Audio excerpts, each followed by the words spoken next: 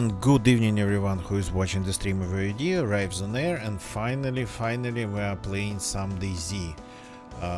It's going to be a short one since it's still Sunday. I'm still kinda, well, not late, but a little bit late-ish. Oh, it's Wolf. Nice to see you, man, at this time of day. Hope everything is okay. And I got a little bit of time to play DayZ, not a lot, and the title of today's stream is about cars. So, and the thing about cars is that the last time I played this character, I found a car, and instead of using it, I just hid it in the woods. But and then I went on a journey across the map, which is sorta kinda insane.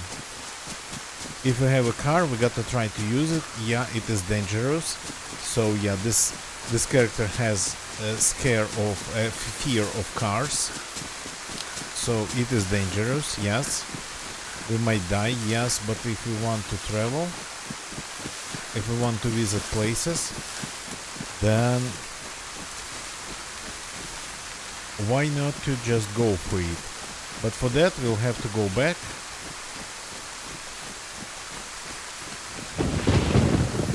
and see if the car is still there.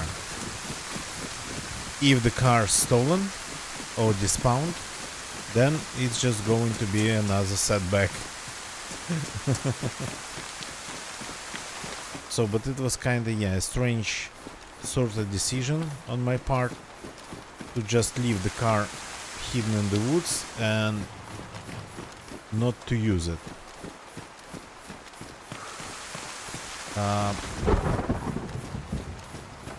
One guy on the server who we actually found driving a car. We don't have, wait a second, we really don't have this? Yeah, we don't have it. So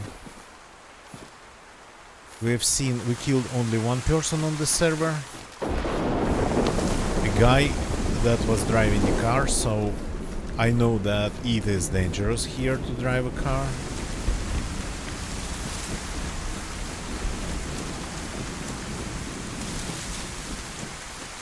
Really is dangerous, but that's a way to move around really fast.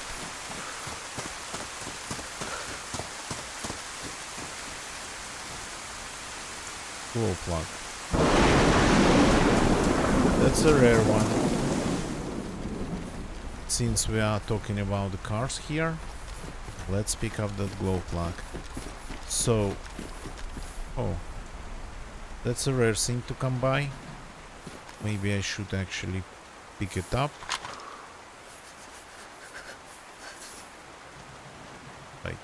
Like this for now.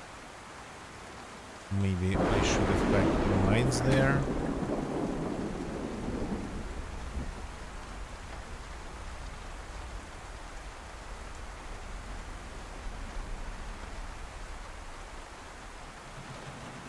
Are they getting damaged because of water? That would be interesting. I don't remember them being damaged, but okay.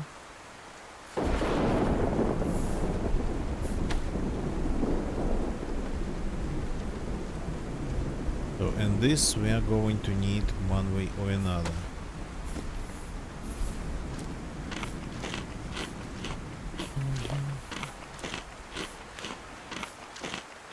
So I lowered the volume a little bit for myself, but not for you. If the rain's too much, please tell me.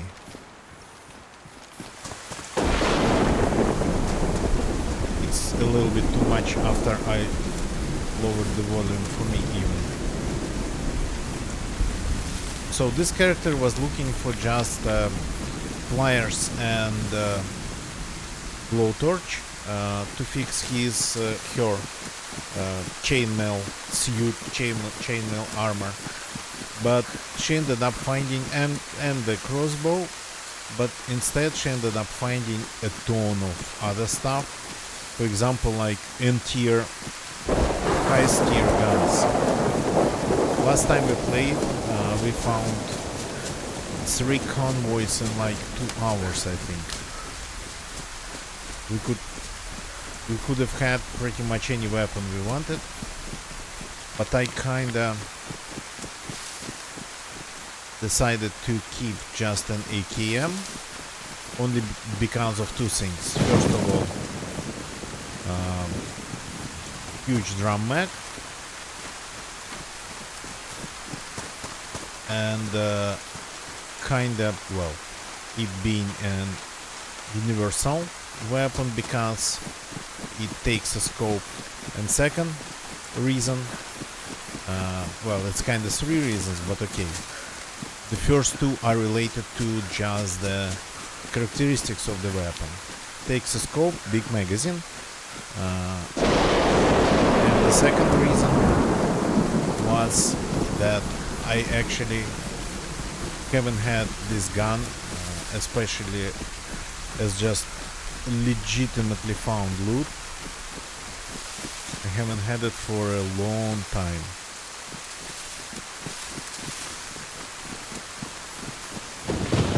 I would find it occasionally in like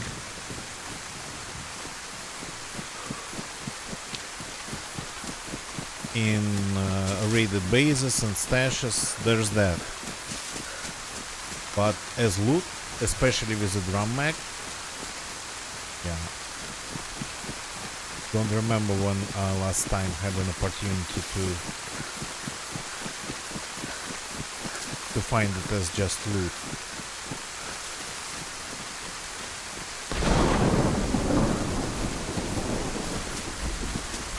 So I'm going back to where I left the car, and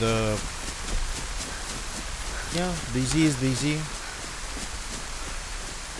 Driving a car can be very dangerous because you can easily get shot in a car. You can just crash. That happens too still. You can just crash and die. You can drive into some situation you might not have, like, wouldn't have any idea about.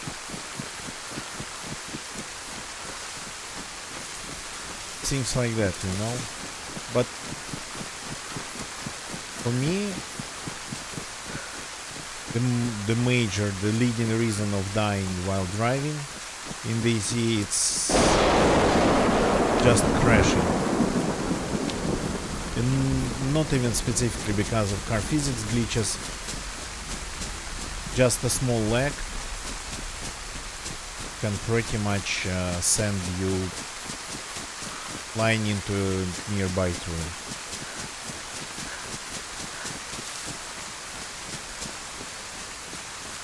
If you're not careful with the speed.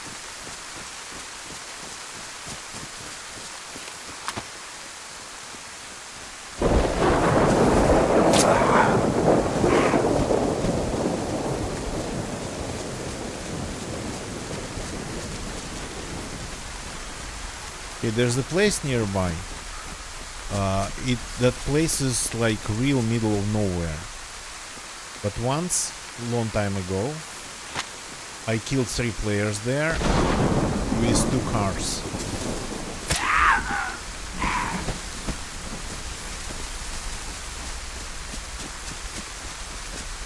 Vitamins? No, I don't have vitamins, so getting this call for this loan might create an issue. We might need to start the fire.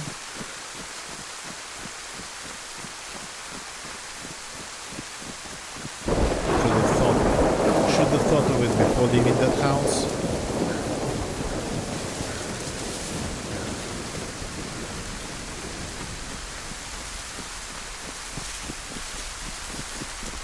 So, and I'm reminding you, I'm on experimental, and here's a little bit overproof. This backpack, it's a new one, and I'm only wearing it because it's okay.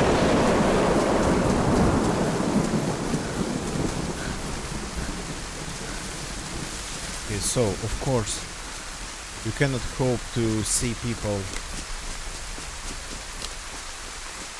at a random place like only because you have seen them, you saw them here a long time ago.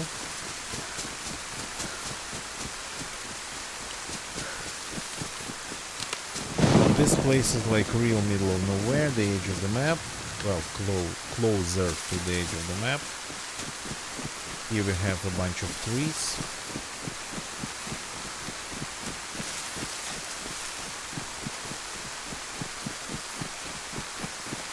There's like, you can even drive in here, that's a little bit sort of kind of a ditch of sorts.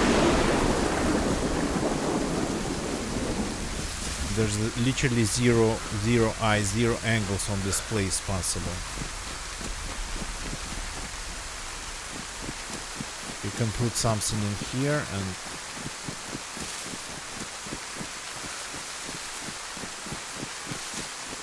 no ways to spot it unless just coming here on your tour.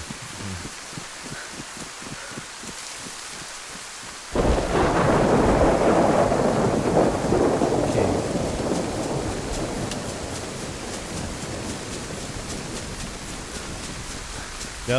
Just to be not on the safe side, but just to check all the checkboxes. Use all the opportunities, consider all the possibilities.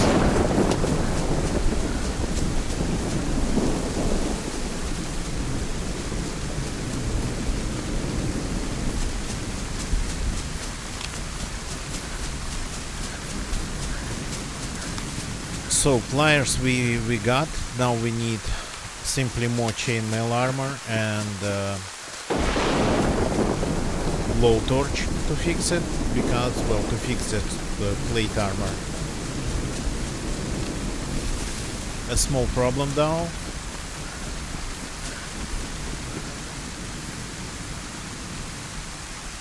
We simply need more chainmail because while we were looking for those pliers, our chainmail jacket got completely ruined.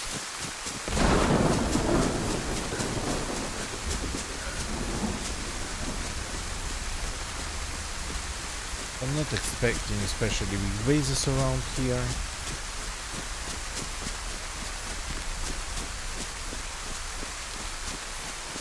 This is experimental after all.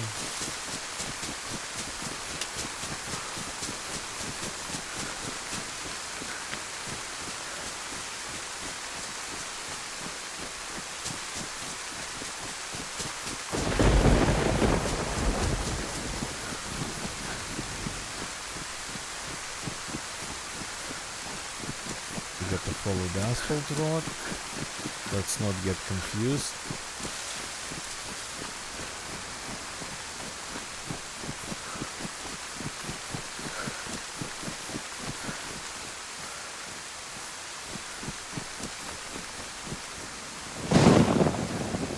Interesting, I still have these rounds for some reason. I don't really need them. I'm not going to use a Mosin, even if I find one. Well, I mean, sound off Mosin, but what's the point?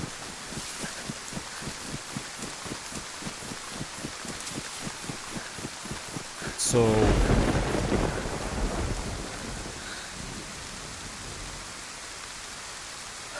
we need a blowtorch, but more than that, not more than that, on top of that we need glue sticks, epoxy putty, to fix the crossbow that we have.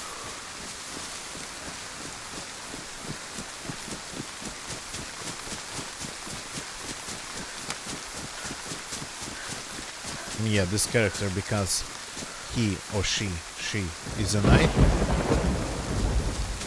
he of course has a crossbow. And to compensate for the lack of secondary weapon, sniper, something long range, yeah, this ATM. It's a fox.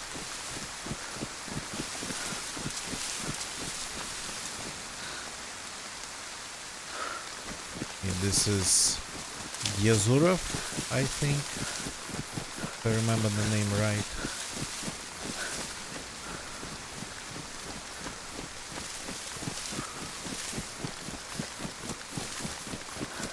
Spawns hunting loot these days.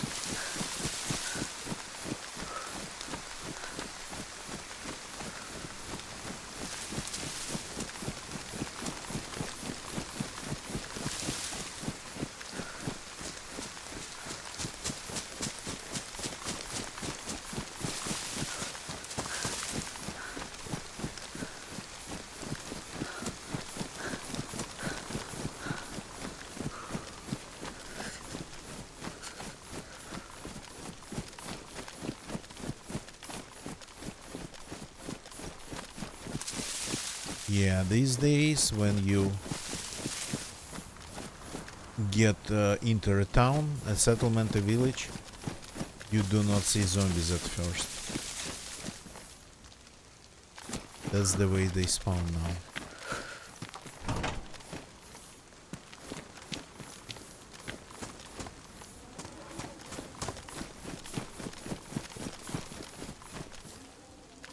See if we're lucky enough to find a little bit of food around here. Yep. It's a place with hunting loot after all.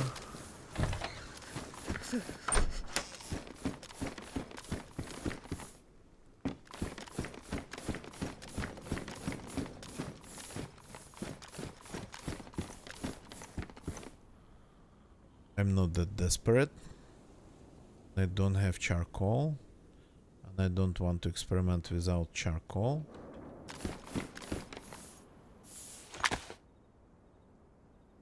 Compressor's damaged, and I never actually fixed it.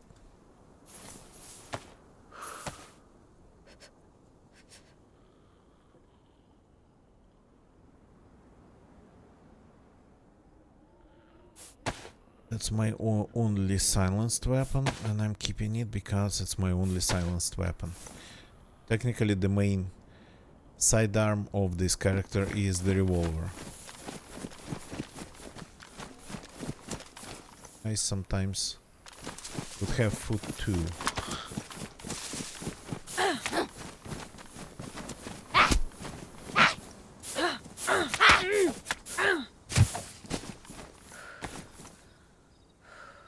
A knife.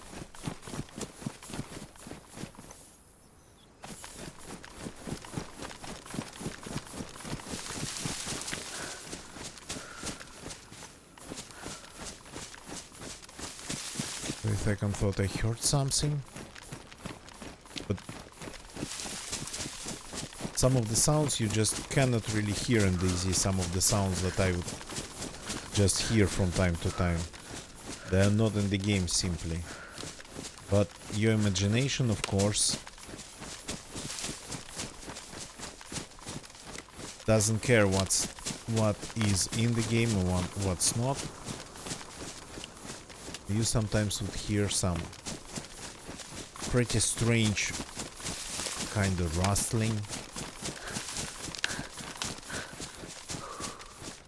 strange steps, things like that.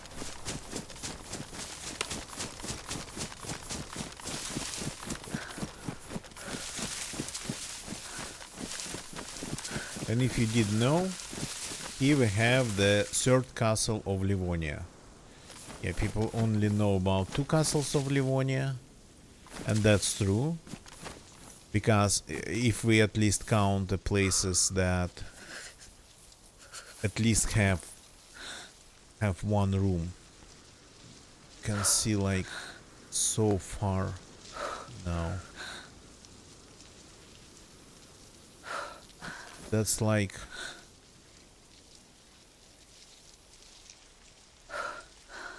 That's like...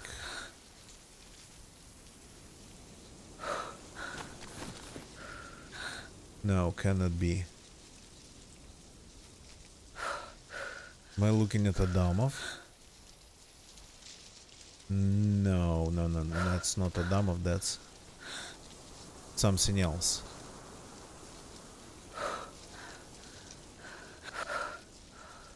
But pretty far though, anyway. So, two castles, one in the north and another one next to the power plant, but this one is the third one. It doesn't have anything, doesn't have any rooms, doesn't spawn anything. It's just a piece of the wall. Climbable though.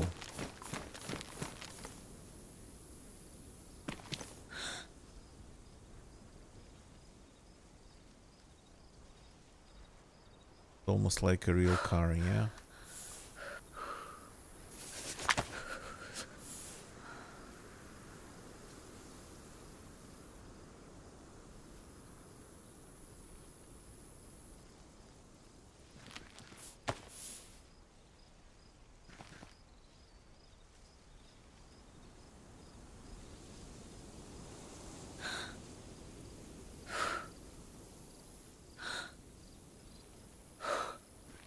Okay, the weather is getting better, so maybe it's time to have a fire to just get warm.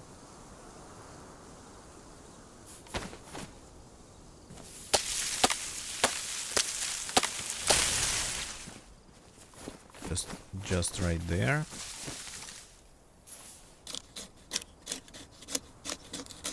Because this character, because she's wearing chainmail and armor, yeah, she's not going to get really nice and snug in this outfit.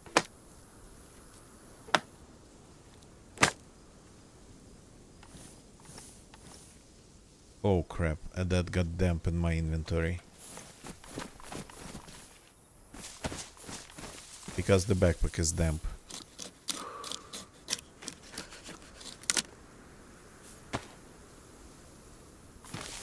Gonna get ya. Good evening. Welcome, welcome. Nice to see you.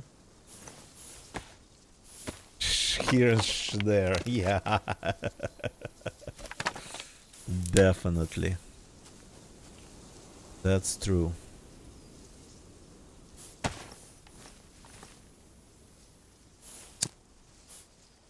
So... Gotta get dry, gotta get...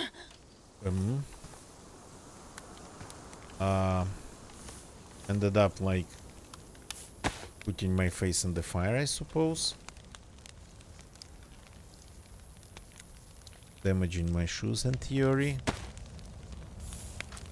Long haul backpack gets wet. Yeah. Well, I mean, you cannot have it all, right? It's one of the largest ones.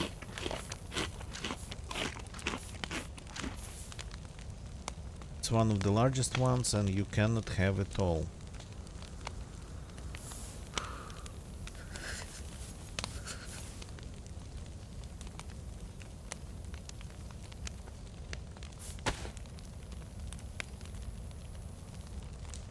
The knife.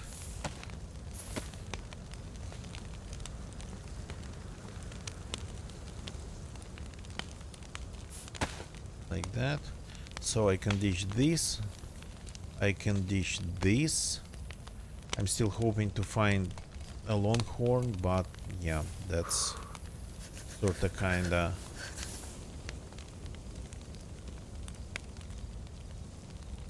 hope that's slowly fading away.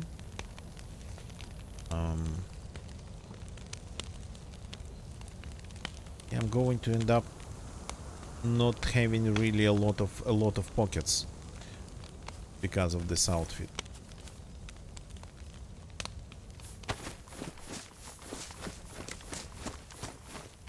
If I continue this way, and I'm going to, I'm going to take a look if I still have that car that I hid in the bushes like 4 days ago.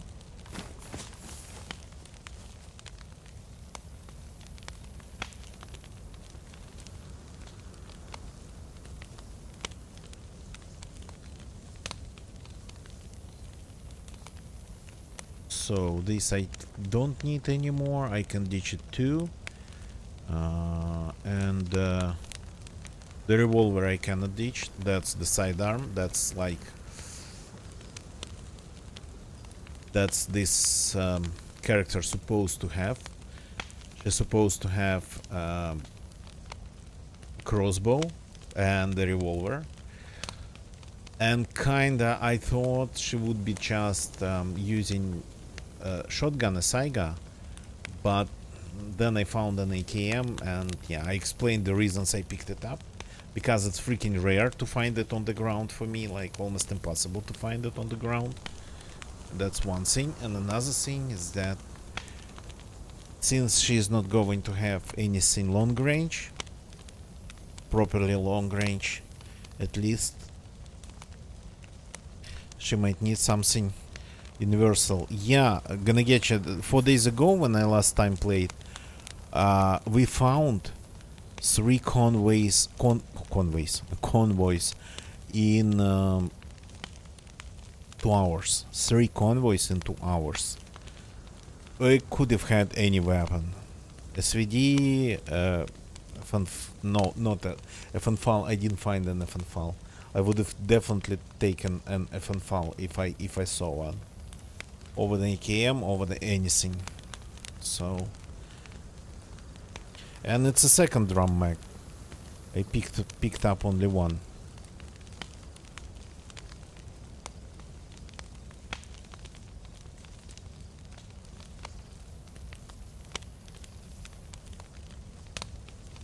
Okay, her insulation is actually sorta kinda really bad.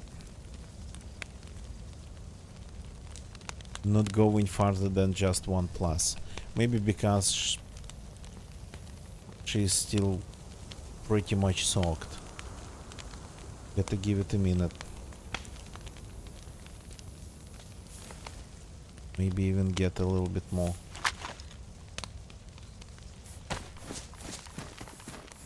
More firewood.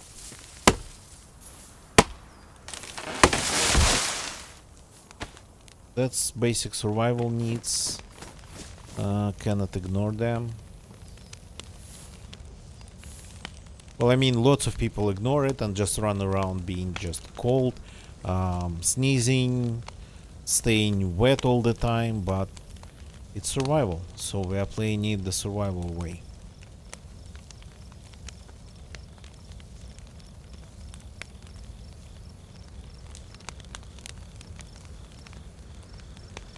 The shoes and the backpacks, they are hardest to get dry.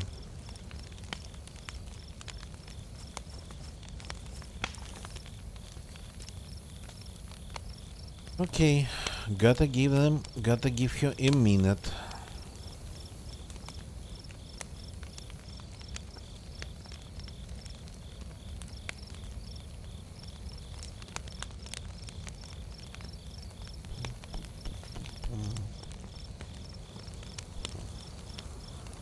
By the way, some news related to that bass guitar. I was kinda setting up and doing small upgrades. So since everything kinda went really well with that bass guitar, and well, geometrically it seems to be as fine as a old Chinese guitar can be, geometrically. So like the strings, the action, the intonation, the central line, more or less there. I kinda decided to go to the next level. I kinda decided to just jump over the level, over a tier. So I wanted to buy modern Chinese pickups for it, like Donlis or something like that from AliExpress. Donlis, Fleur, those are modern Chinese factories that actually, I think they produce things for Western brands. So they get like branded under different names. These are not bad. The difference between like a modern Chinese guitar pickup and like 10-year-old Chinese guitar pickup, it's very big. But I decided to step up the game really seriously. So yeah, the pickups on that bass guitar, they are atrocious. They are very bad. I kind of have a feeling. So I accidentally, absolutely accidentally, found a guy just browsing Russian version of Facebook Marketplace. I found a guy who actually seems to be well known. He produces custom, he makes custom bass pickups, like custom. And I kinda ordered a set of custom pickups from him. So because they're custom, we are kinda still figuring out the sizes that I'm going to need and some other things. But otherwise it's like custom for a standard guitar. And he offers not just custom pickups, his design is like his own. I don't think I've never heard of anything like he offers. So the shoes are still wet. You gotta be kidding me. Can I get the shoes dry? So he offers an advanced design, very advanced compared to pretty much everything else. So, and yeah, it costs. It costs. But that's my only bass guitar. Well, it's not kind of mine, it's Nicola's. But the bass guitar that's mine is at Nicola's right now. Schecter Stargazer, that's mine. That's my bass guitar. But Schecter Stargazer, we play it on streams, so it stays with Nicola. And I took what's his. I took his old Ashton, our old Ashton. So it's always been like shared really heavily. So and that Ashton I'm fixing. And well, fixing. I've kind of fixed it. So, but ordering a custom pickups made by well, can we call it like a pickup luthier? So, and well known. Some people call it. I found discussion on forums, different forums, like mysterious luthier from Serpukhov. So not that mysterious though, if I'm able to find him absolutely accidentally. So ordering custom pickups for that guitar, that's like a huge step up in the game. Okay, I guess we're getting what we're getting. Still wet shoes. Let's go.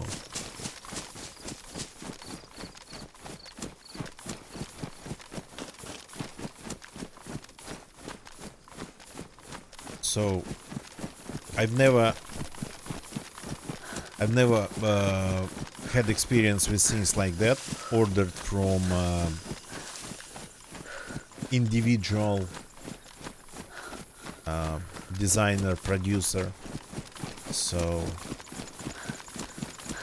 but of course he has like reviews, he has his pickups are being discussed in the Russian segment of internet. So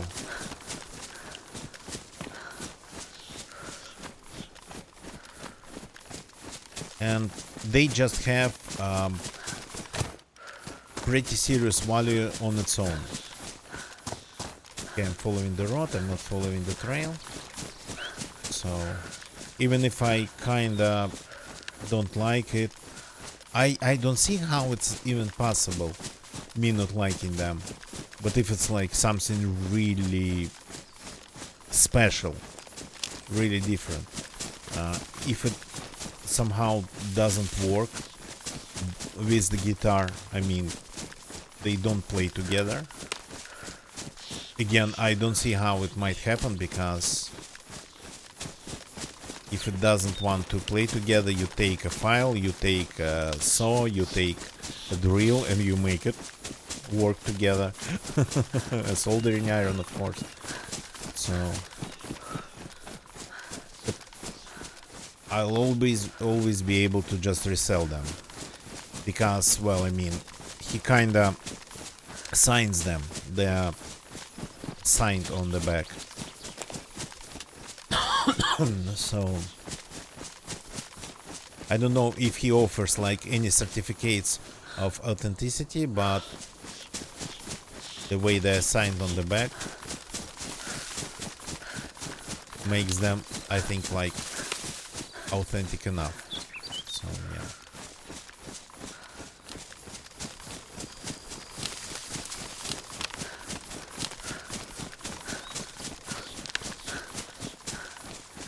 So I'm just going to invest heavily in this guitar. Well, I mean, not heavily so far. It hasn't been heavily. And this guitar was like, well,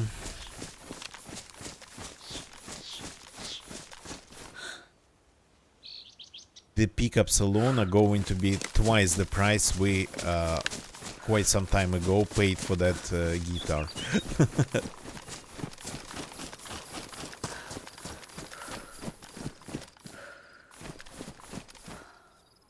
Ooh, gonna get ya! We found epoxy in the middle of like nowhere, random ruined car. 52 card pickup. Is that like poker related or something? Well, in your truck. Yeah. Well, I mean, for those who's interested, I posted quite some pictures of a little bit of the process, mostly pictures of the guitar on my Twitter, plus the deck of cards on the ground. Yeah. I'm still not used to actually 52 card decks, because here, since it's not really poker here, it's never really been just only about poker. We have like 36 more common 36 card decks, more common than 52 card decks.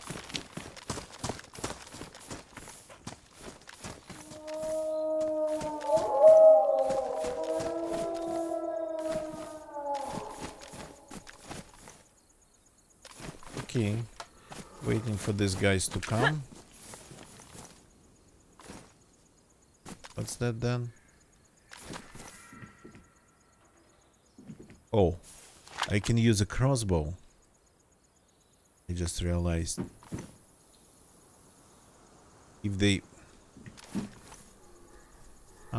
here they are.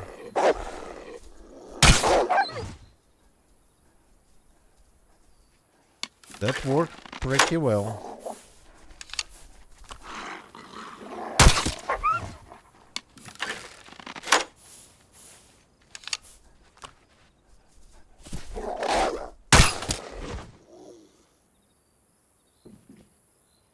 Well, okay, this is a pretty serious weapon, I would say. Especially if you don't need to run around. Trying to get away from the doggies. Take.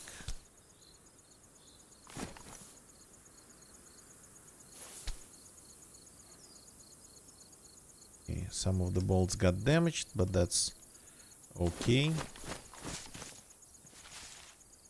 That was nice and really quick, yeah.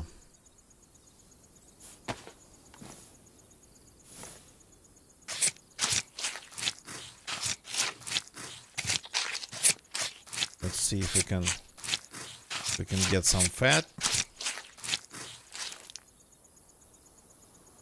Yeah. It definitely can get some fat here.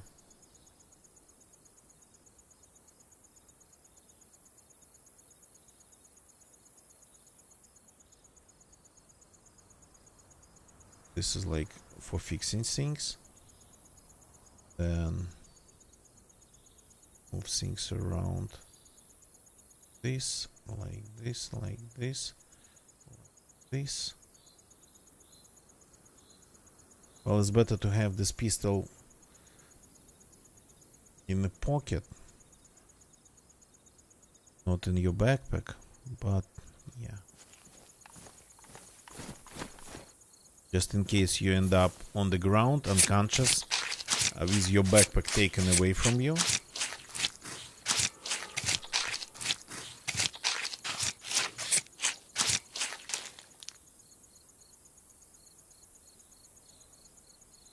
The piece is not in good condition.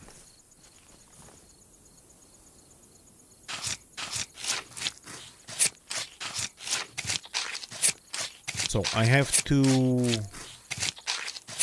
4 cards for the bunker, and I think it would be smart to actually ditch 2 that are badly damaged. And let's take this. People don't usually come here, but in case somebody comes, they're going to find a couple of wolf heads.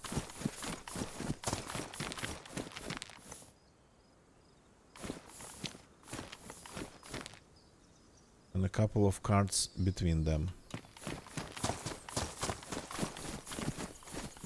I'm taking the meats, the fats.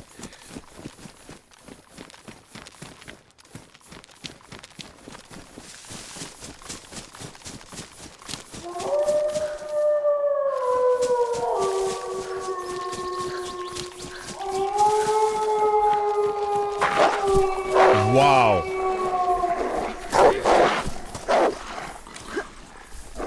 That's like way more of them now.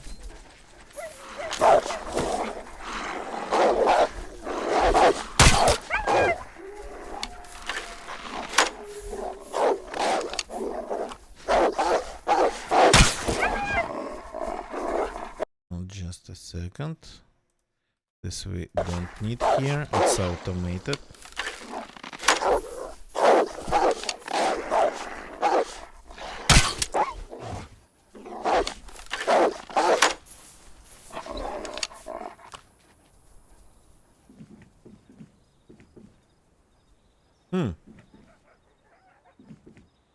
Two packs, but they both went away.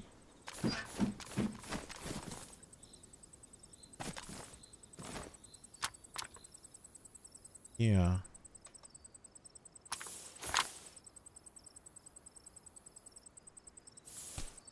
They're going to come back.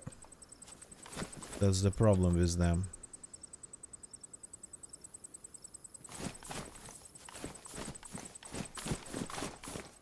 Okay. Maybe that's how they react on the heads being cut off and left on the ground. Maybe if you have a head, well,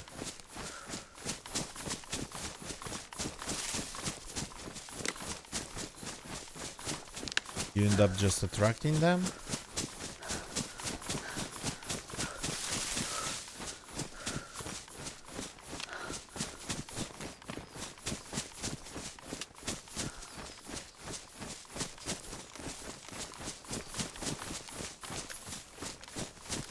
But again, crossbow seems to be an absolutely amazing weapon.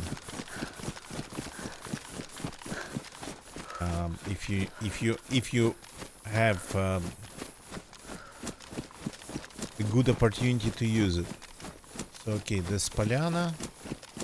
I don't like Polyana.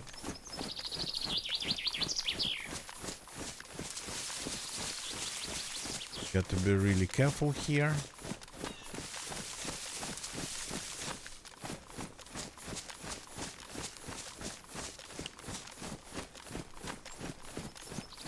It's always populated, even on, well, populated. Have somebody around.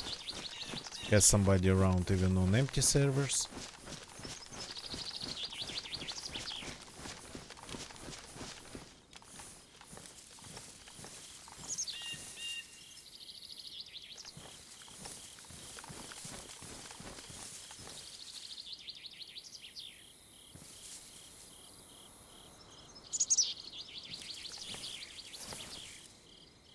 Those tree stumps.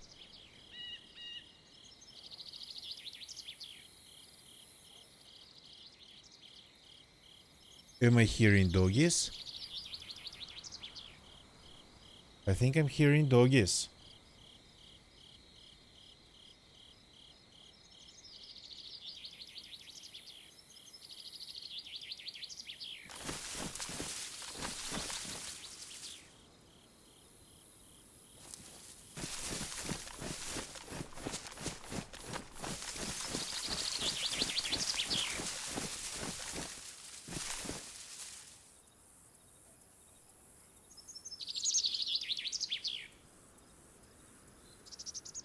Or maybe it was a zombie.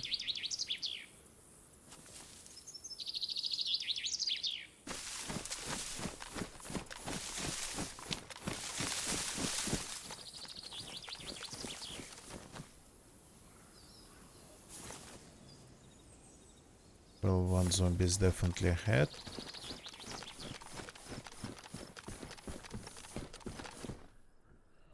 Grenade. Yeah. I don't have room for that. First time in my DZ career I don't have room for explosives.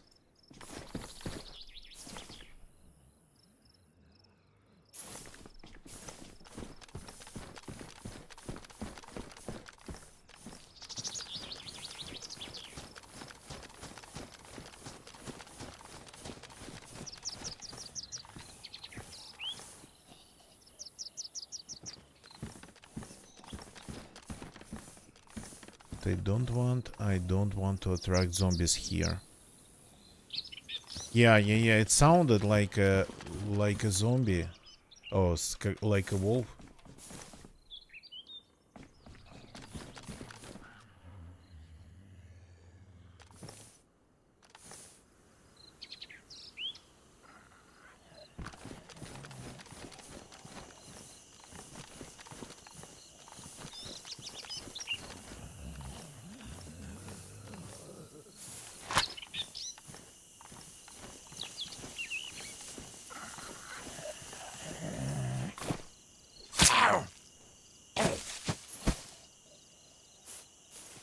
Okay.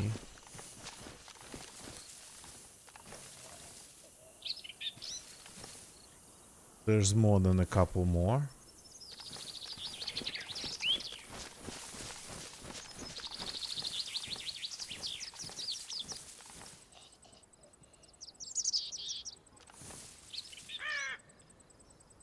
Okay, I'm just kind of listening a lot. That's why I'm not really talking.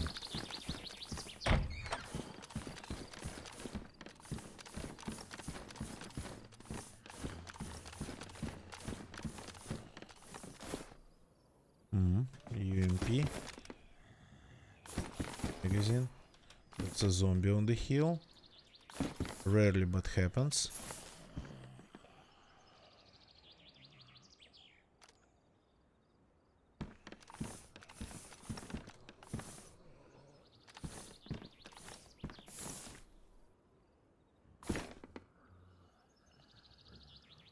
Cannot see him because of the frame.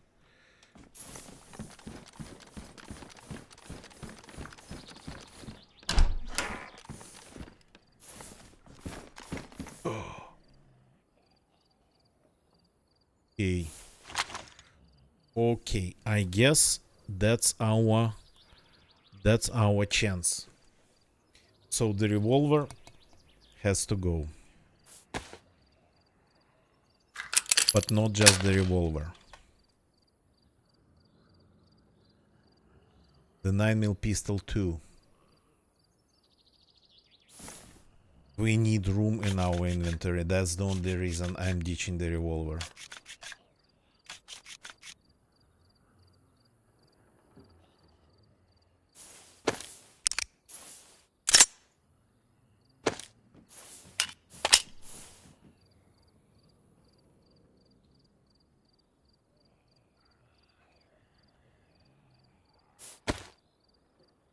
Yeah, like this, like this.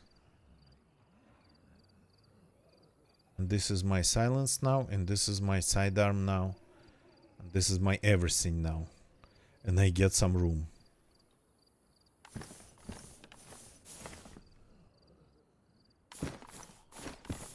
I heard, I think, a zombie running on metal. So... hope it was a zombie.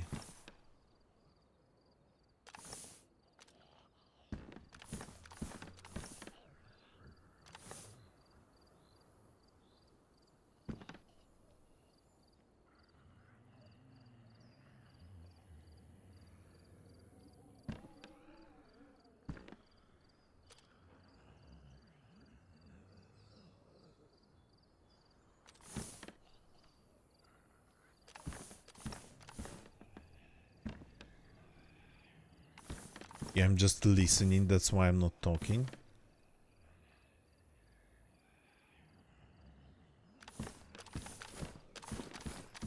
Well, actually I'm not right when I wasn't right and I'm not right when I'm talking, when I was talking about that 9mm pistol with a silencer as my only silent weapon.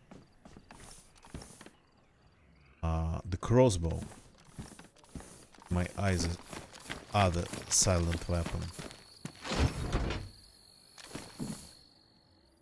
No.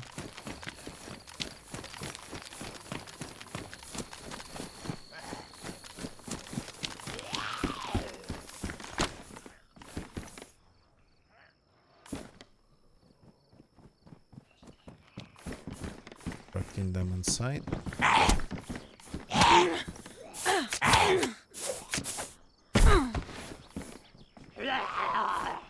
They will immediately start coming over.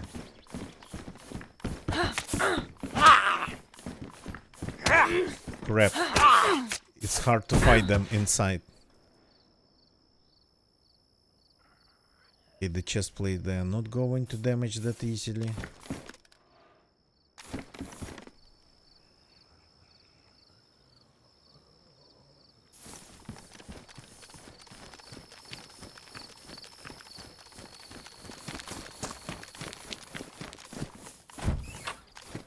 And I still have those two mines.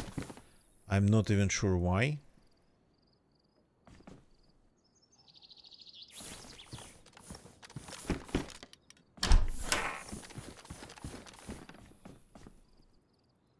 The sound of it, we got a runner.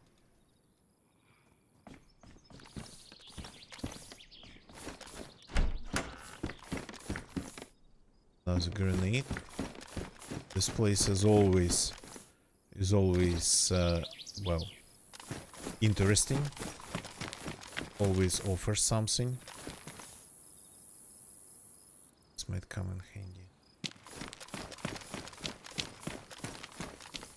This is our rounds.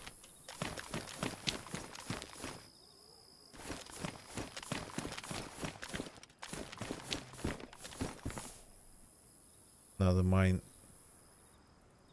That's actually live. This mine's live.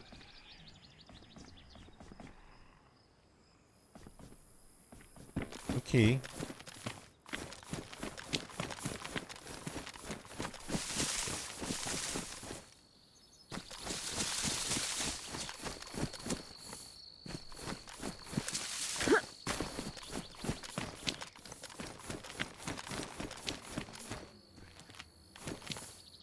At least they left it sorta kinda in the way, planted it in the way that it's visible.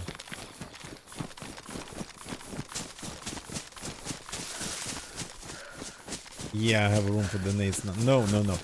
Not the nades. Gonna get ya. We gotta do it. We gotta do it together, and we gotta do it only with crossbows. That's the plan.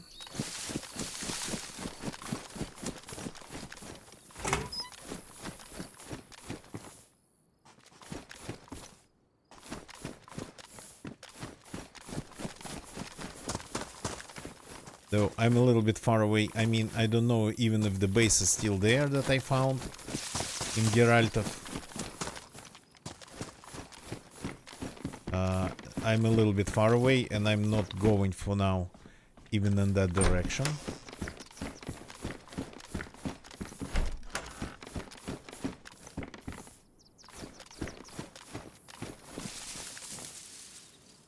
But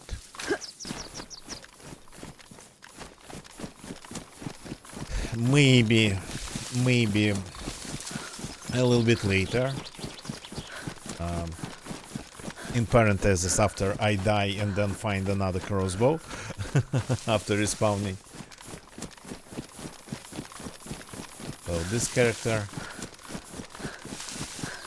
character kinda needs more chainmail, more plate armor, more medieval things.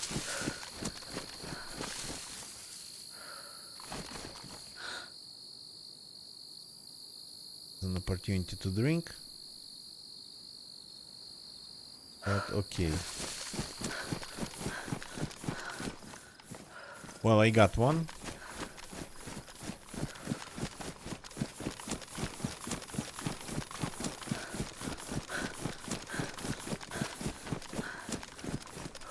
Okay, and now we need to do a little bit of cooking in the woods. Now we just have to.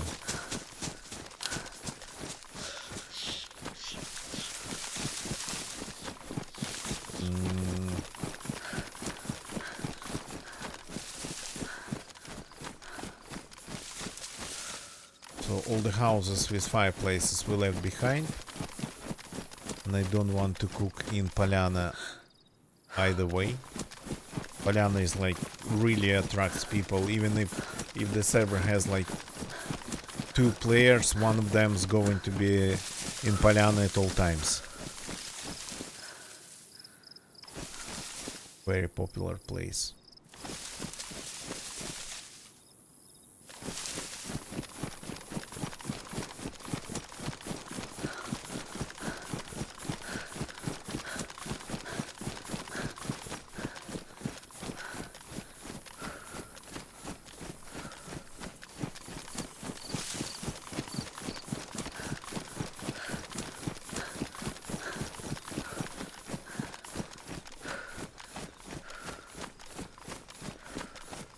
Yeah, gonna get ya.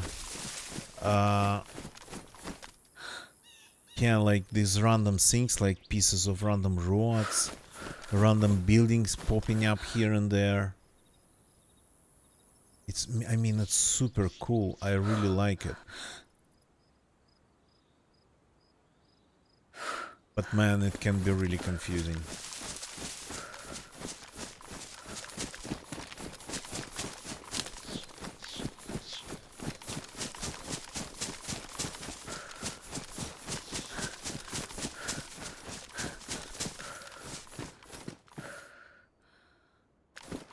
Small, yeah.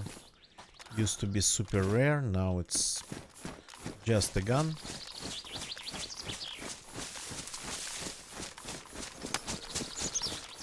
I don't even remember when they first added like a VSS to the game. Swalds pretty much.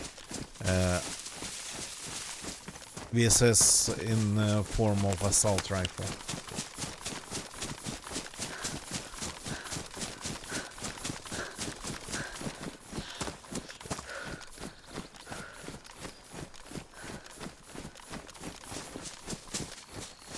Not that I need any military loot, but I like to check these places.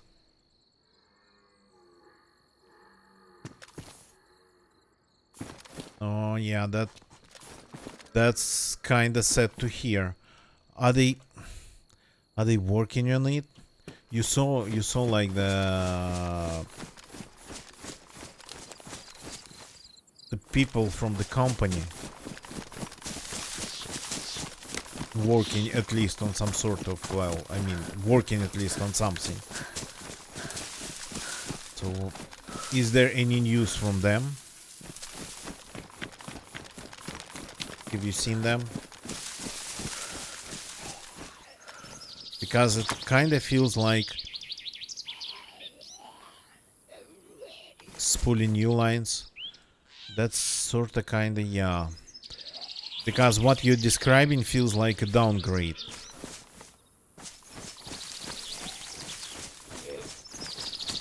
Feels like a real downgrade after sort of kind of several years of good internet.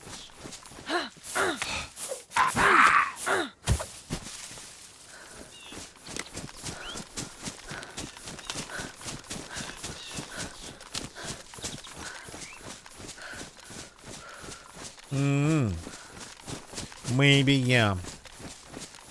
Maybe. If they're rearranging things, or if it's like... I think especially possible in case of that passive optic lines that can go for miles. Don't remember the name of the technology, but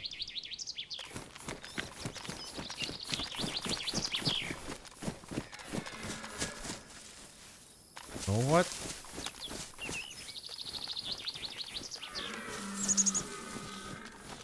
We should not miss this opportunity.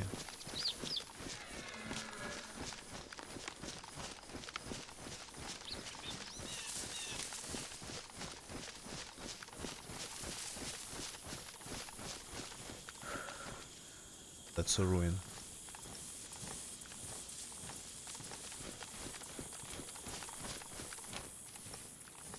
I'm not cooking it on the road, and I'm cooking it where I am killing it.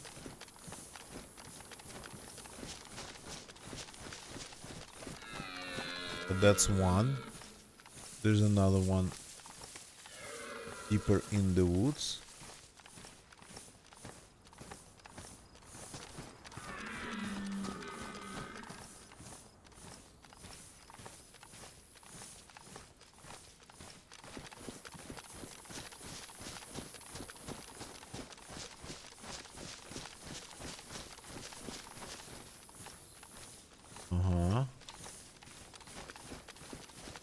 They seem to be moving pretty fast.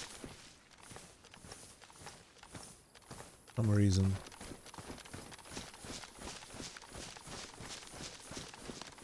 Are they lost? Usually they move slower.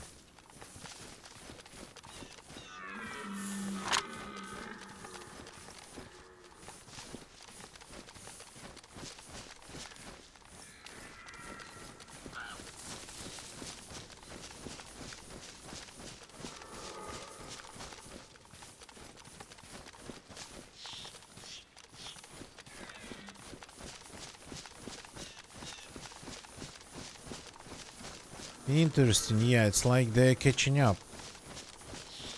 I don't think I've ever seen them going like this.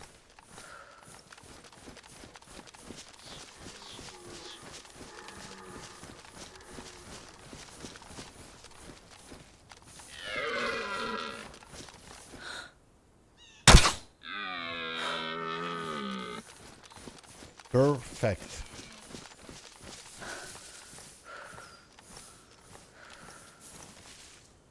That one got scared.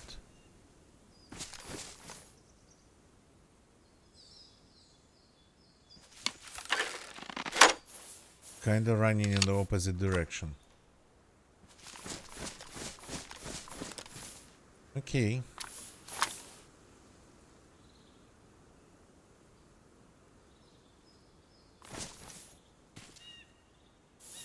Have the bolt back. Oh, let's eat this first. But yeah, if you're playing it the survival way, you got to do things like that once in a while.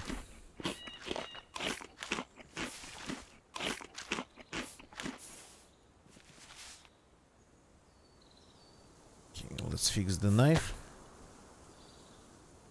and turn this deer into a pile of meat.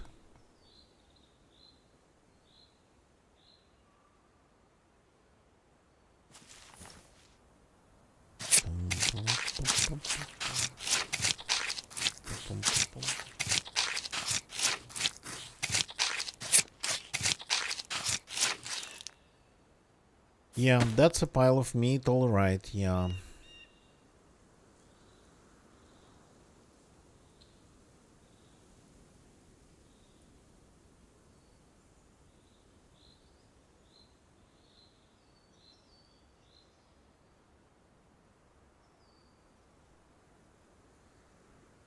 So let's... Well, these are all the... Well, not the best pieces, but they are all actually pretty good. So... Let's start a fire, like, between these two trees in here. The hatchet, let's fix it. I have it. I have a way to fix it. Let's keep it sharpened.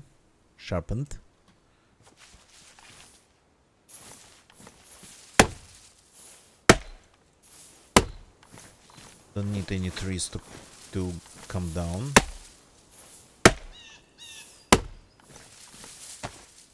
It's not what I want.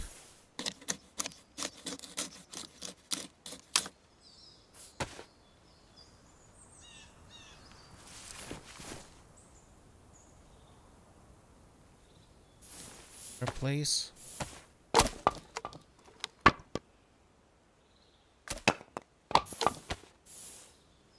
You go here, and now we need a long stick.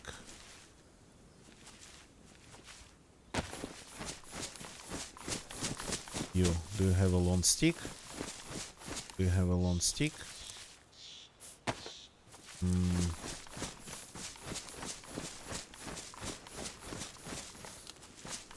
I'm afraid of losing it. Like, I already cannot see where I killed the deer.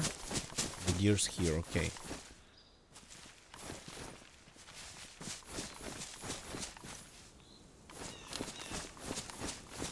What if we cut, like, this tree down completely?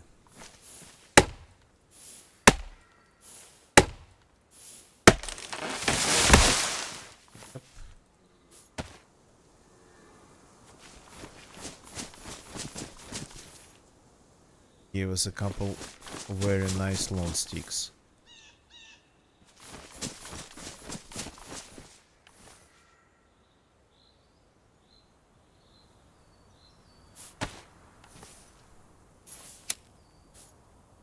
The weather's nice, so this is not the first time this character actually is cooking things manually without using any stove in the middle of the woods like this.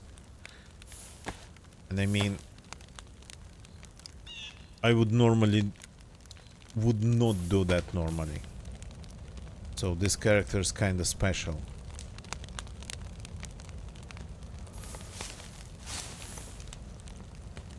And I think we might get finally dry fully.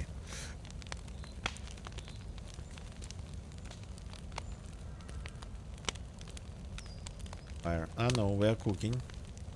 Didn't see the spinner.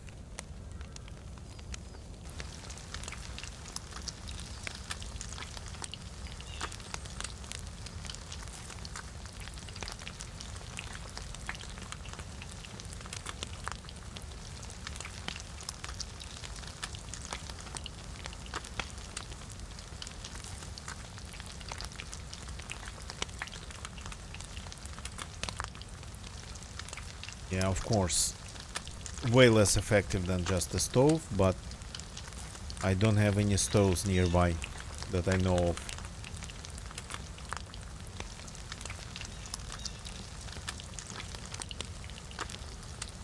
Plus, if you don't find the car, if the car's not there, Well, stranded, that's not the right word that we are going to be. We are not going to be stranded. But still, in the middle of the woods, needing to just go all the way back on foot.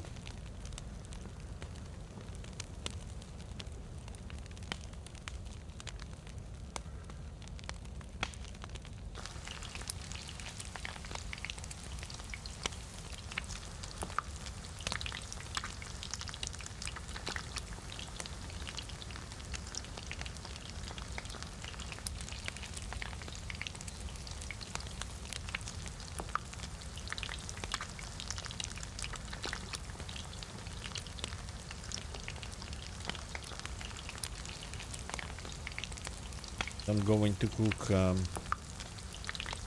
lot of meat, which is going, unfortunately, take quite some time. Maybe running to, well, I mean, I cannot even go to a nearby house. Well, nearby, it's like closest house. Because I cannot carry all this deer.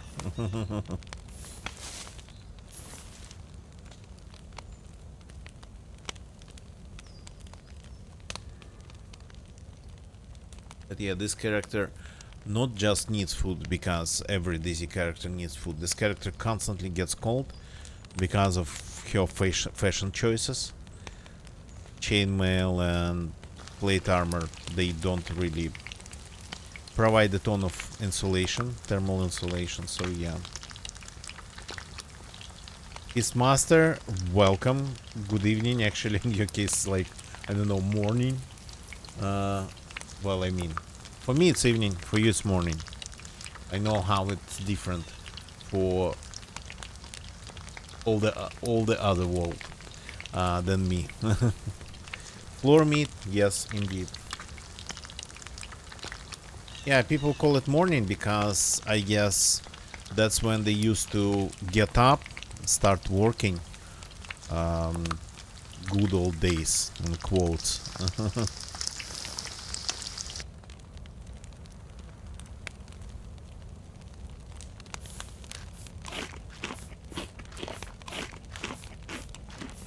Well, I mean, resilvering raid arrays can take like days. Rebuilding my array in my unraid server takes my array in unraid server takes like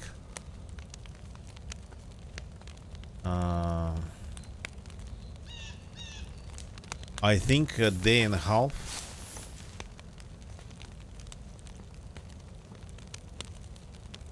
And it's 30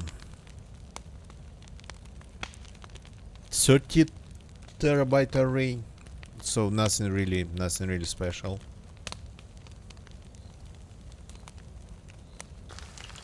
Sit in the party check. Yeah, that's what I'm talking about. Mine party check.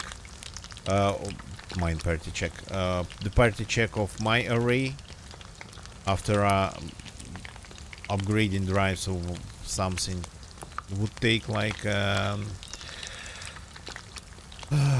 around 36 hours. Yeah.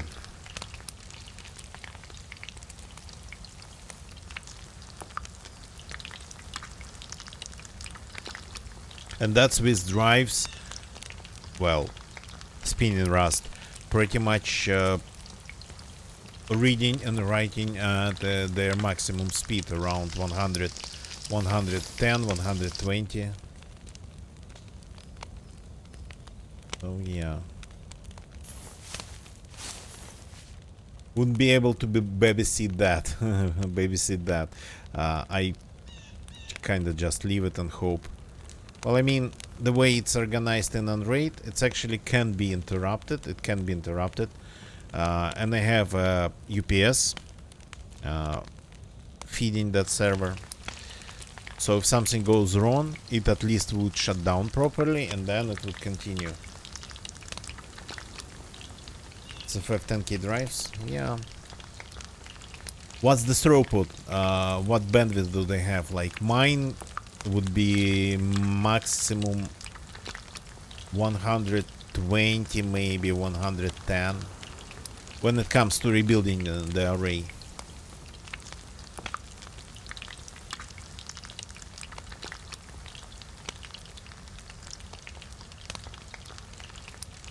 And those are like some, I think those are not really NAS drives.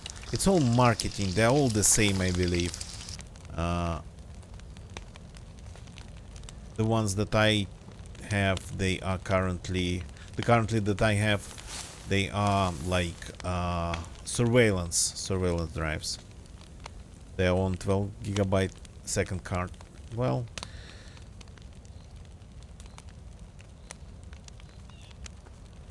but they're still spinning, right? So they cannot be that fast. They are not SSDs.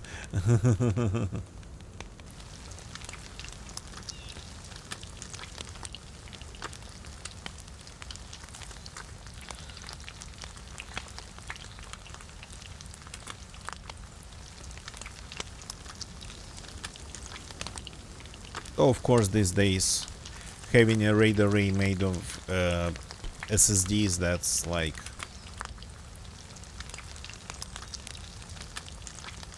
nothing special. It's just maybe not for a home lab scene, but in production, yeah.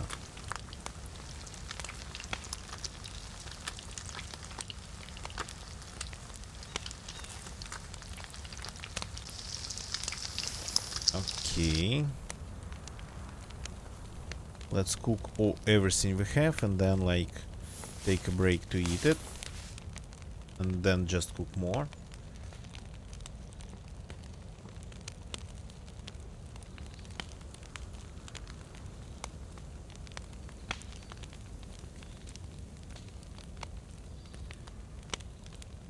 Can show you my RAID, my unraid server RAID array. So no, that's not it. Here it is.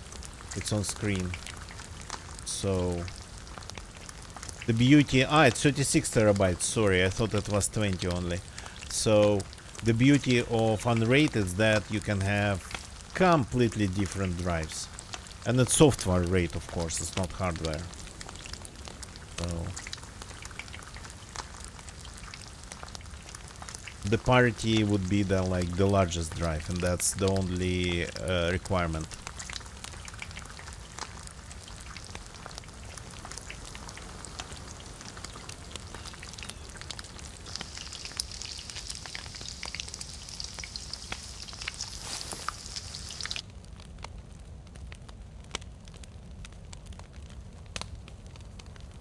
Okay, time to enjoy a little bit of food.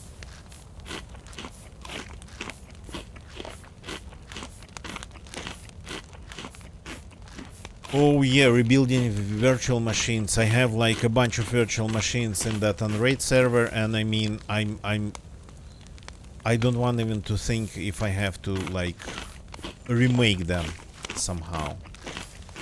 First, long configuration files that are partially GUI but partially text configuration because of like manually configured pass-through. And secondary, like the systems inside them, yeah.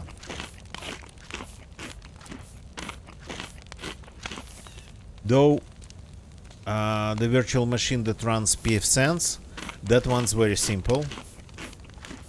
Server config doodle, yeah.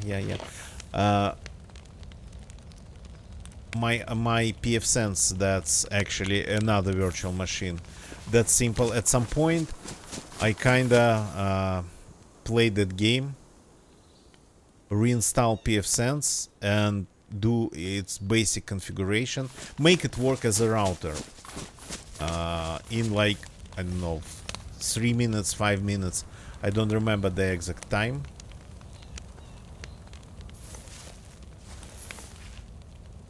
So just completely remaking the pfSense virtual machine from scratch, that's not a problem. That's not going to be a problem. Another my virtual machine is like my HTPC. Yeah. While people use different like casting devices or smart TVs. I don't use anything like that. It's a proper PC connected to a TV. It's just a virtual PC.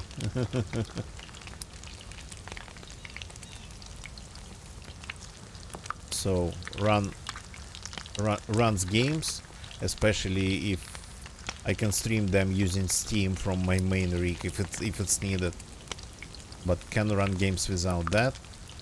It has a video card dedicated.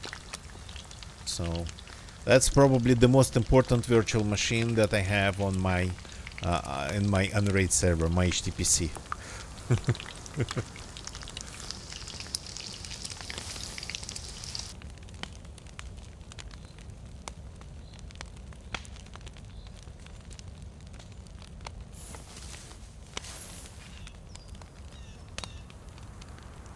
No, that one I wouldn't want to lose. But again, it's just Windows and with some video players and whatnot. But I tend to quite seriously modify Windows installations. Well, I mean after installing. So I kind of do a lot of add a lot of my stuff, starting from like I always get back the proper start button from start menu from like I pretty much go all the way to XP style start menu all the way back.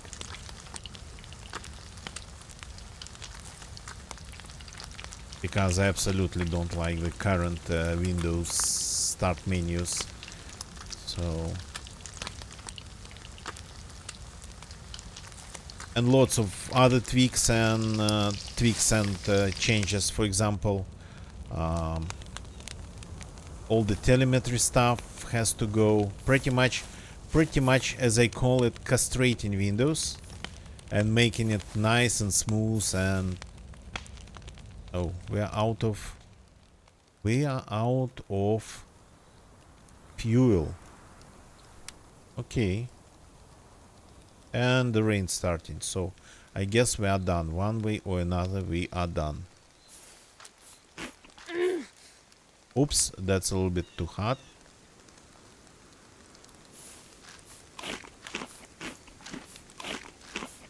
Taskbar menu. I haven't actually really gotten into Windows 11, but I got sort of kind of a custom Windows 11 ISO with integrated start all back. It's called start all back, and I think that thing, I'm not sure, I haven't really looked into it, but I think that thing kinda does everything. It returns, gets the proper start menu, it gets proper taskbar and whatnot.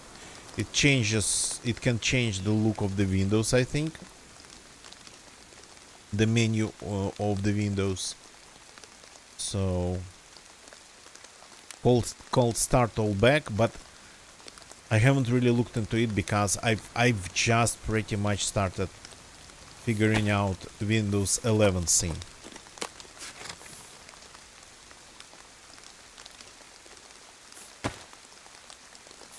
Yeah. And Tiny 11 seems to be like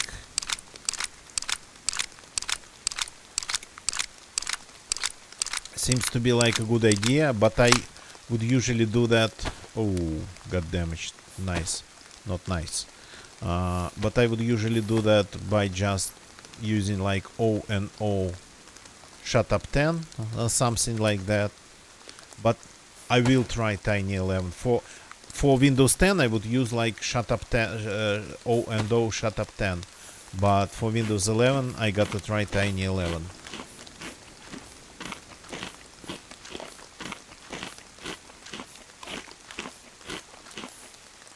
So I kind of like that they have a version that removes completely Windows updates, since I don't use them really.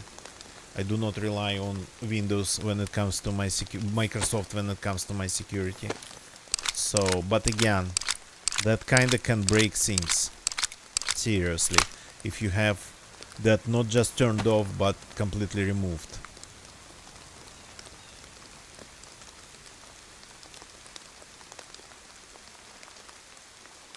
Yeah. I never used his toolkit. I heard of it, but I would usually use two pieces of software. Start is back, not start all back. I haven't used start all back yet. I would use start is back, and I would use O and O shut up 10. Oh, usually. Okay, we have room. Let's maybe grab a little bit more meats when we get an opportunity to cook it.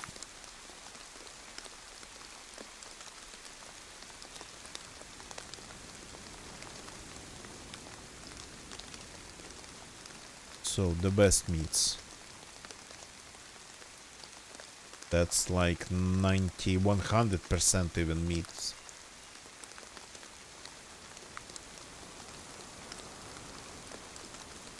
I'll cook it later, when I'm closer to a stove or something.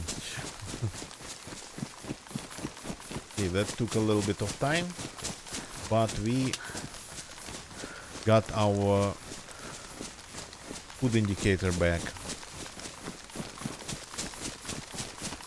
But yeah, speaking of Windows 10 and Windows 11, when they are modified that way, or as I call it, castrated, they're actually pretty nice systems.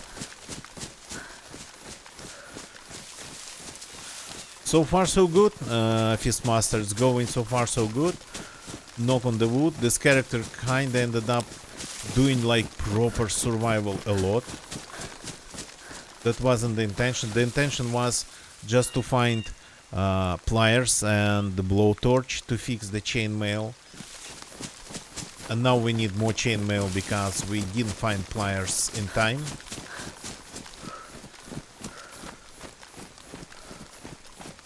Instead of that, we ended up finding 3 convoys.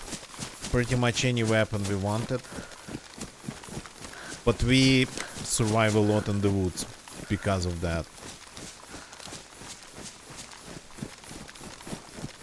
We've been surviving a lot in the woods because of that. I wanted to leave the south and go start visiting just summer camps all around Livonia. And then I realized that it would be better to do with a car, using a car. And I have a car in the bushes. I found a car, I hid it in the bushes, and let's go all around the map on foot.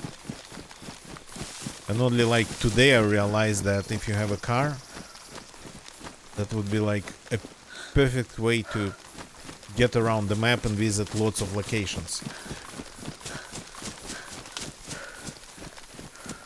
Even though, of course, it can be dangerous.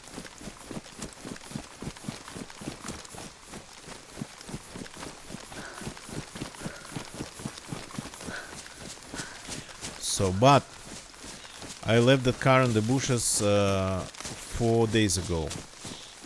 Or 3. So, let's see if it's still there.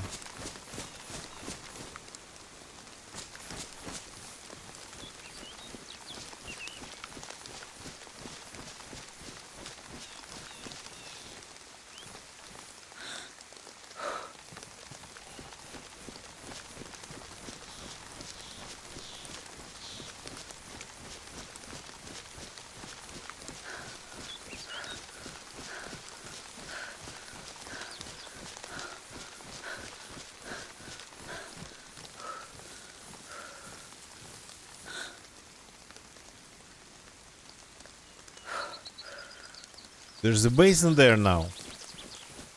Gonna get you. Are you watching this? 4 days ago, the place didn't have a base. Now there's a base in there.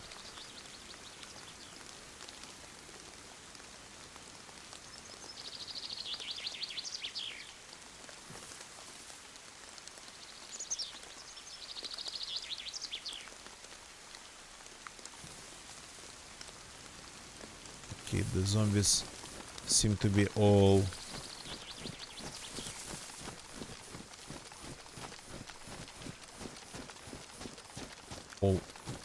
not disturbed.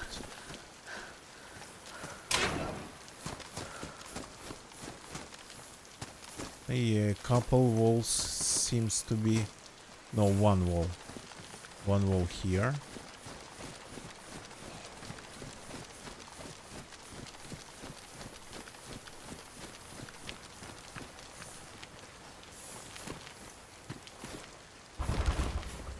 This one's locked.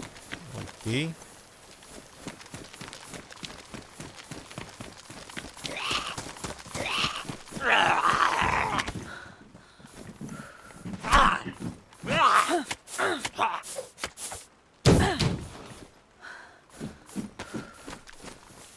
Let's take a look from the hill.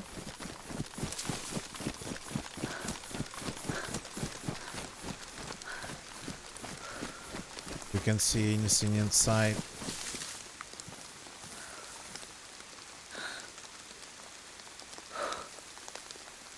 Nah, not a lot really.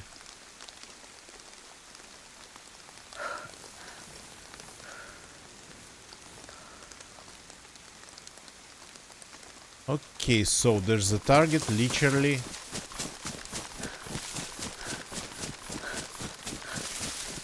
two steps away from where I left the car. I think that this might mean that we don't have the car anymore.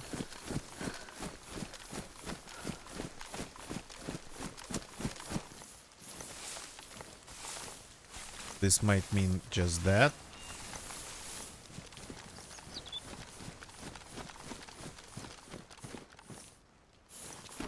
By the way, this spawns hunting loot as well.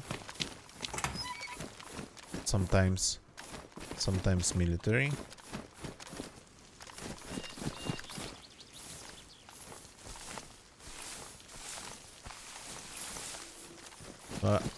Now, when there's a base here, I'm not really expecting to see the car.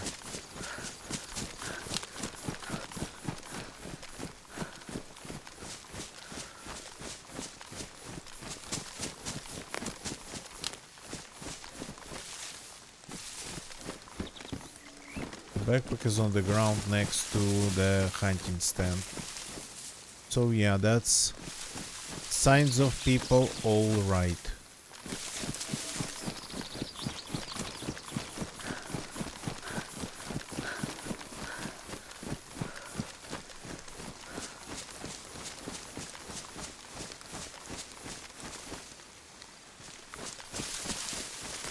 It spawns inside, somebody took it in their hands and took it and threw it out pretty much.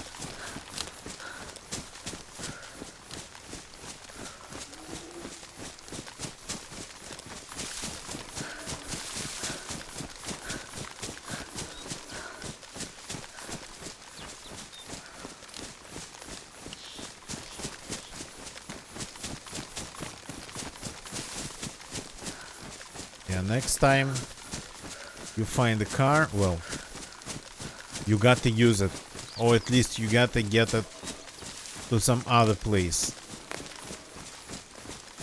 But I got lazy and I just pretty much moved it like 500 meters into the valley and that's it.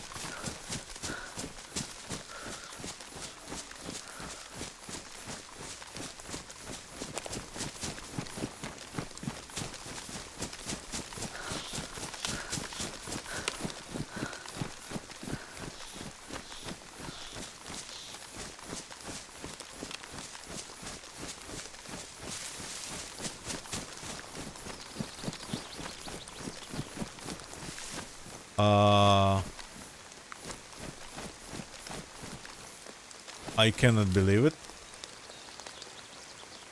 It is still here with all the things inside of it and completely intact. There's even another revolver.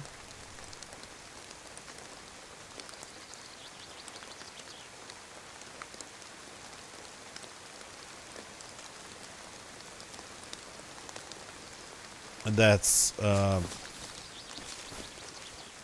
well, I I stole this car from the, I think, from the base owners. I stole that car from them when they left it just inside that blue door tin shed, when they didn't have a base. Um, didn't have a base yet, and they just left the car inside, maybe for a little bit, and I happened to just stumble upon it in that short period of time, and I took it.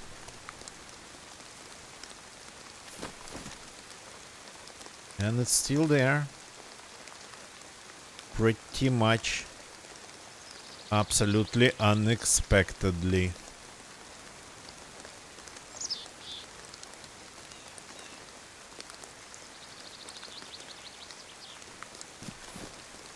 But now we have to raid the base. Now we cannot really leave the area, we have to raid the base first. Using only crossbows. So we have a crossbow, we have a little bit of epoxy to fix the crossbow.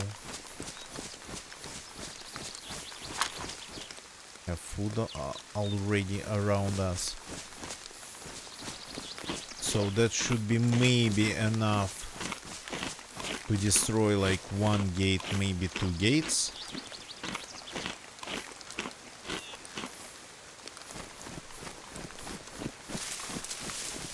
But that, I think, that I believe would take like 30 minutes per gate, maybe 20, maybe 30, maybe 40, something along those lines.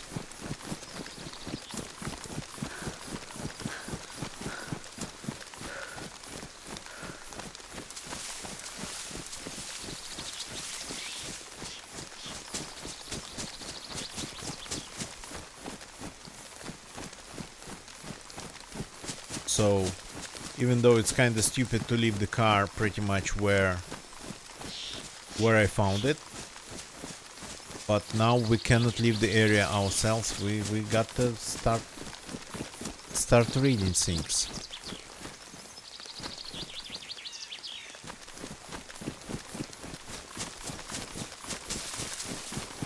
I'm just checking if I happen to have more neighbors.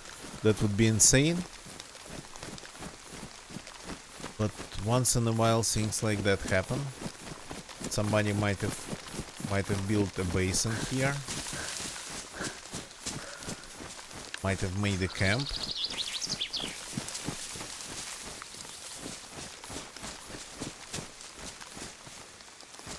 I think once I found the camp here, or nearby at least.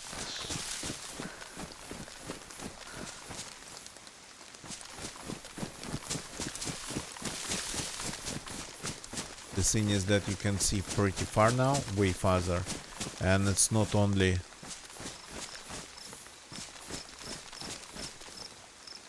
it doesn't only work for the map, it works actually for the debug planes too. You can see way farther into the debug planes now.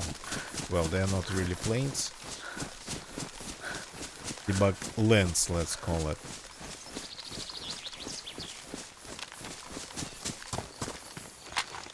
Keep finding mushrooms.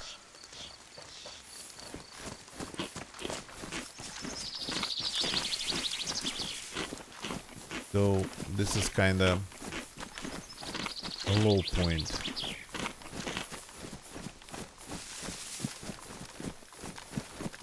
So people travel alongside the borders of the map a lot. So if you leave a car here, it's gonna be found. It's gonna be found pretty fast.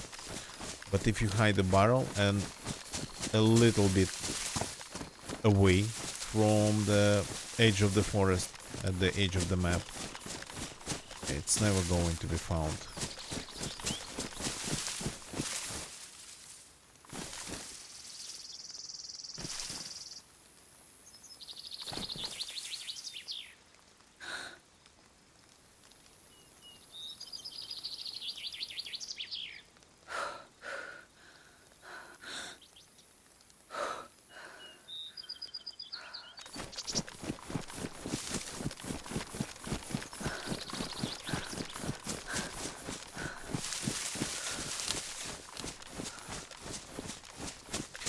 Even though I kinda end up in this valley a lot, maybe twice or thrice, I went to the very edge of it, to the edge of the map. Usually I stay more inland.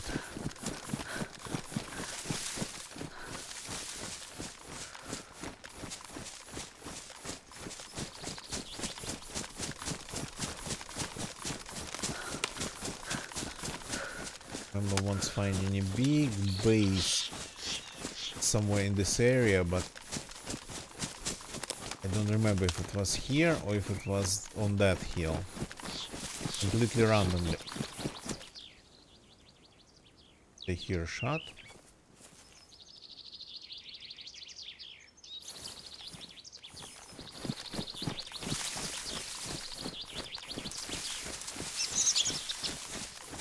Or was it just another forest sound?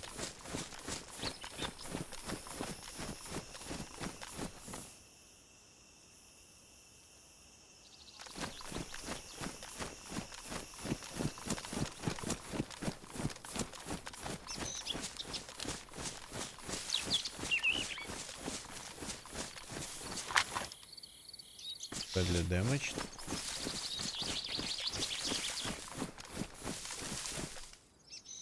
So, I don't know, at this point, could be anything. Maybe another twig that I stepped on.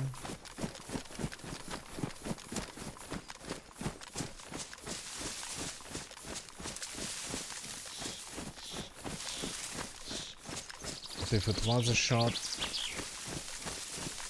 probably happened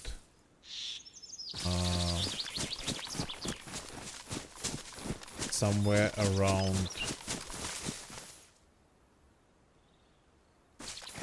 Polyana.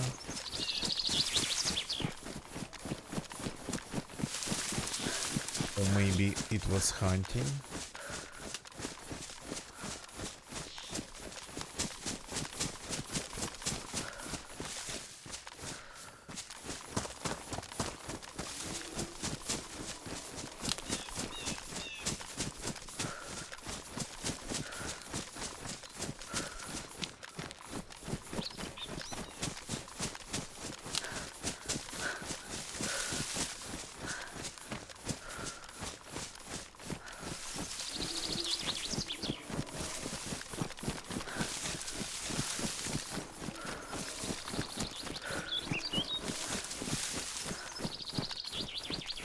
Maybe they're still on the server.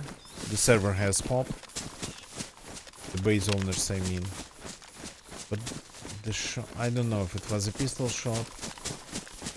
Could have been from here.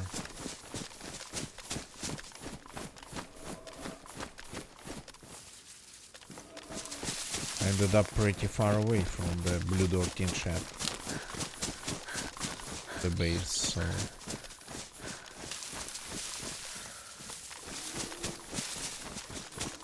You got to remember that I'm not exactly camouflaged.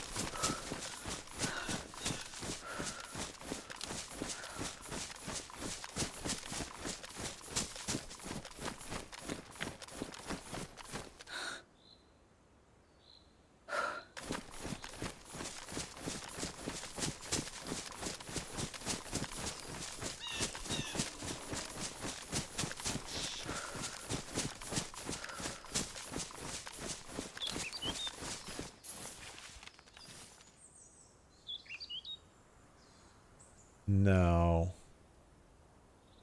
The shot, if it was a shot, it didn't come from here. We have two screamers walking through the area.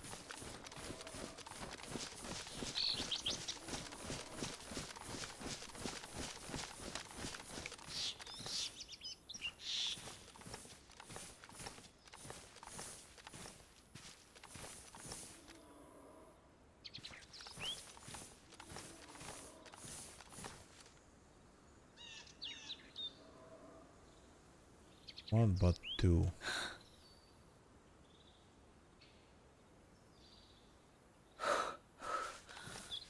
They are all calm. Quiet.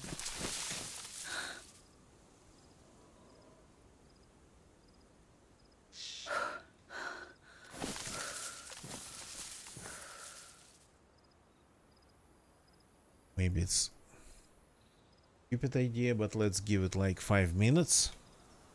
Just in case. Just in case they're now sitting inside the base and the zombies somehow are not hearing them.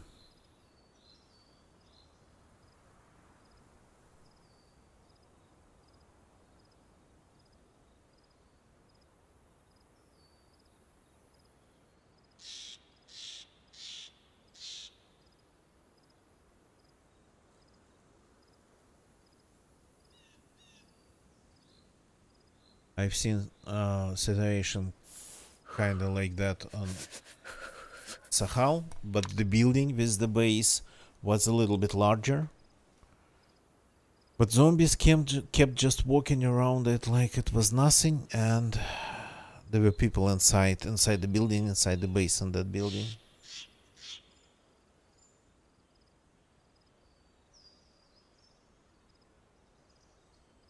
I'm shaking. Crap, I'm shaking. On top of just not having a proper sniper rifle and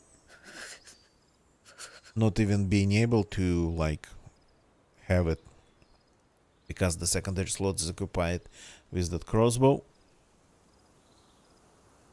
So, not a sniper already, but on top of that, the character is shaking. Even with the current super limited sniping capabilities. Yeah, on top of that, we are shaking.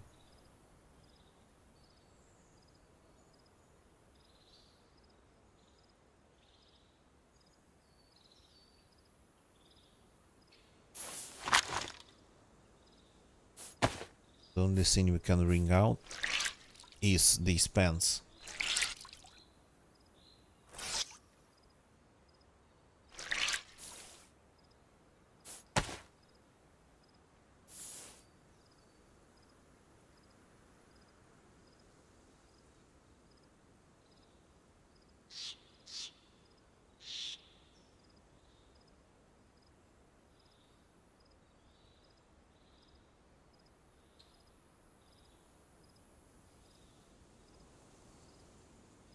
If they have a car inside,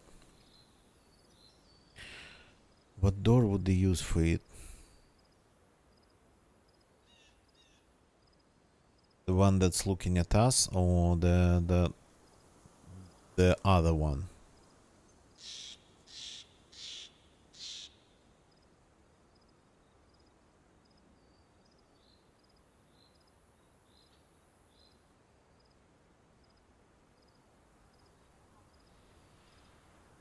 Third zombie.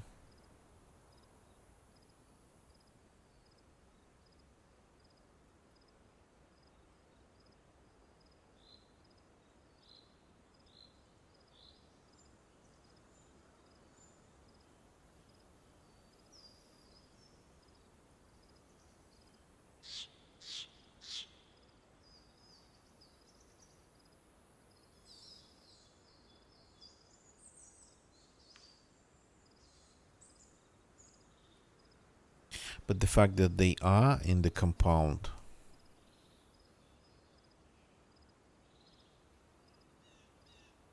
I don't know, it's all meta. Don't want to discuss meta, but it's impossible to ignore, so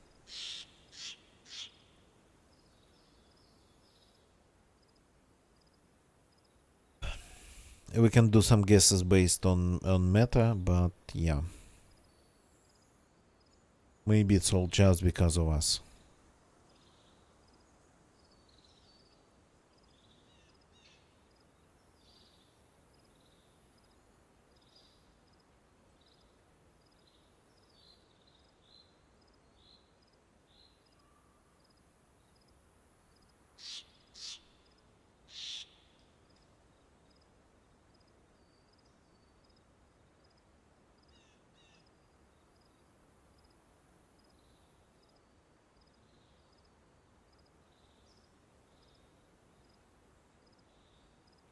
Nothing out of the ordinary at all.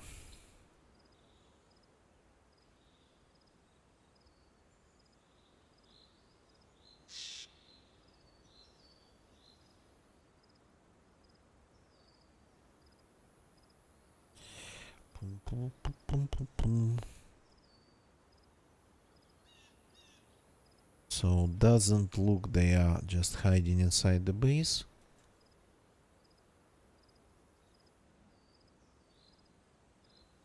Cannot stay this quiet. The building is not that big. The zombies would have heard them one way or another, at least.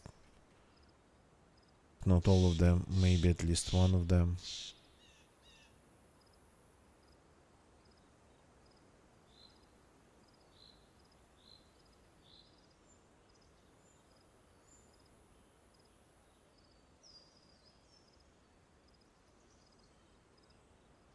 For them to ignore you completely, you would have to be sitting inside.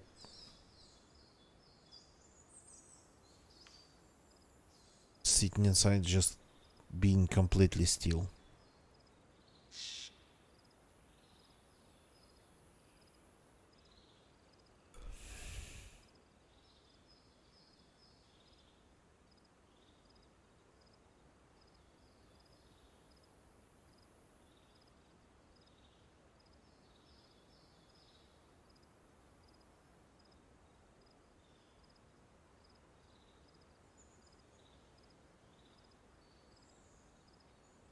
Just sorta kinda more like listening than watching. The zombies are gone.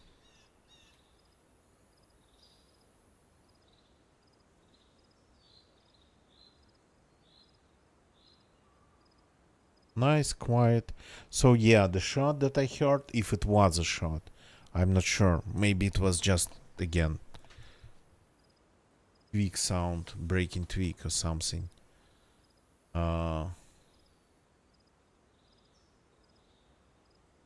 That probably didn't come from here. Or they logged in, killed the zombie, made the shot, and logged out. Speaking of logging out, it's our time to call it a day. So let's call it a day. Don't leave the channel yet, people, please. First, a couple things to say.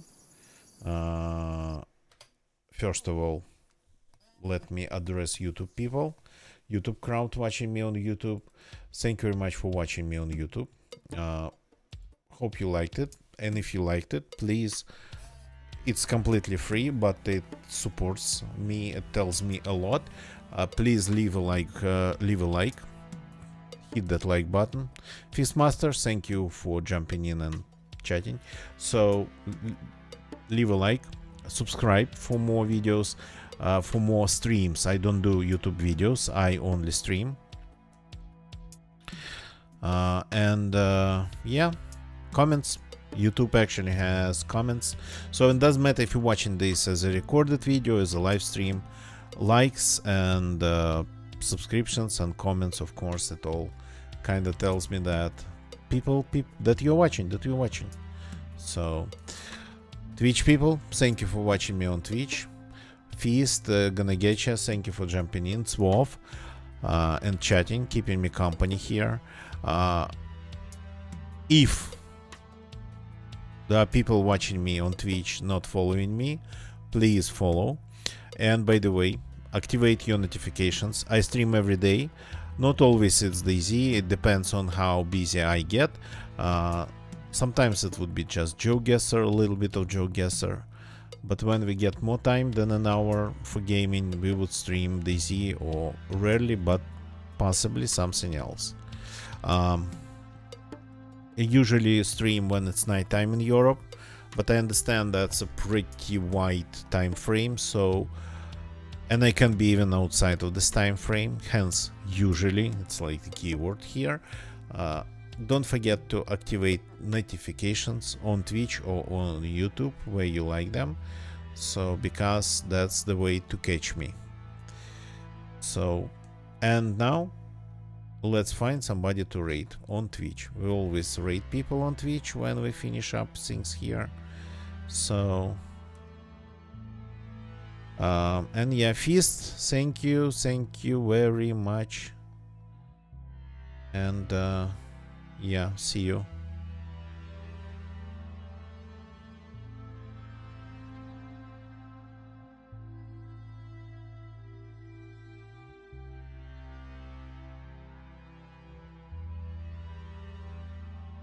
Let's go and say hi maybe to this person.